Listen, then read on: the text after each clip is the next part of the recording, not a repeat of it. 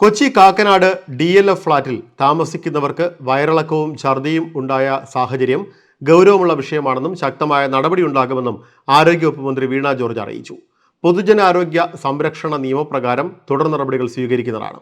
ഇന്നലെയാണ് ഫ്ളാറ്റിലെ ഒരാൾ നേരിട്ട് ഫോണിൽ വിളിച്ച് ഇക്കാര്യം അറിയിച്ചതെന്നും ഉടൻ തന്നെ ആരോഗ്യവകുപ്പ് ഡയറക്ടറെ വിളിച്ച് അടിയന്തരമായി ഇടപെടാൻ നിർദ്ദേശം നൽകിയതായും മന്ത്രി അറിയിച്ചു.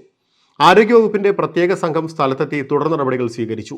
ഫ്ളാറ്റിലെ കുടിവെള്ളത്തിന്റെ എല്ലാ സ്രോതസ്സുകളും പരിശോധിക്കും. രോഗബാധിതരായ വ്യക്തികൾ പല ആശുപത്രികളിൽ ചികിത്സ തേടിയതുകൊണ്ടായിരിക്കാം ഈ വിഷയം ആരോഗ്യവകുപ്പിന്റെ ശ്രദ്ധയിൽപ്പെടാത്തത്. അക്കാര്യവും അന്വേഷിക്കുന്നതാണെന്നും പ്രദേശത്ത് ബോധവൽക്കരണം ശക്തിപ്പെടുത്തുമെന്നും മന്ത്രി പറഞ്ഞു. തിളപ്പിച്ചാറ്റിയ വെള്ളം മാത്രമേ കുടിക്കാൻ പാടുള്ളൂ എന്നും മന്ത്രി അഭ്യർത്ഥിച്ചു. ഛർദിയും വയറിളക്കവുമായി 350 പേർ ഇതുവരെ ചികിത്സ തേടി. കുടിവെള്ളത്തിൽ നിന്നാണ് രോഗം പടർന്നതെന്നാണ് സംശയം. ആരോഗ്യവകുപ്പ് ജലസാമ്പിളുകൾ ശേഖരിച്ചിട്ടുണ്ട്. 15 ടവറുകളിലായി 1268 ഫ്ളാറ്റിൽ 5000-ന് മുകളിൽ ആളുകൾ ഇവിടെ താമസിക്കുന്നുണ്ട്. ഫ്ളാറ്റിലെ കിണറുകൾ, മഴവെള്ളം, ബോർവെൽ, മുനിസിപ്പൽ ലൈൻ തുടങ്ങിയവയാണ് ഫ്ളാറ്റിലെ പ്രധാന ജലസ്രോതസ്സുകൾ. ഇവയിൽ ഏതിൽ നിന്നാണ് രോഗം പടർന്നതെന്നാണ് കണ്ടെത്തേണ്ടത്.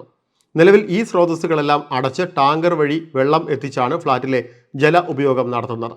ആരോഗ്യവകുപ്പ് സ്ഥലത്തെത്തി ജലത്തിന്റെ വിവിധ സാമ്പിളുകൾ ശേഖരിച്ചു. വരും ദിവസങ്ങളിൽ കൂടുതൽ പരിശോധനകളും ക്ലോറിനേഷൻ അടക്കമുള്ള നടപടികളും ഉണ്ടാകും. പരിശോധനയിൽ ഫ്ളാറ്റിലെ ഒരാളിൽ ഈക്കോളി ബാക്ടീരിയയുടെ സാന്നിധ്യം സ്ഥിരീകരിച്ചിട്ടുണ്ട്. എന്നാൽ ഇത് തന്നെയാണോ ഇത്രയും പേർക്ക് അസുഖം വരാൻ കാരണമെന്ന് ഇപ്പോൾ വ്യക്തമല്ല.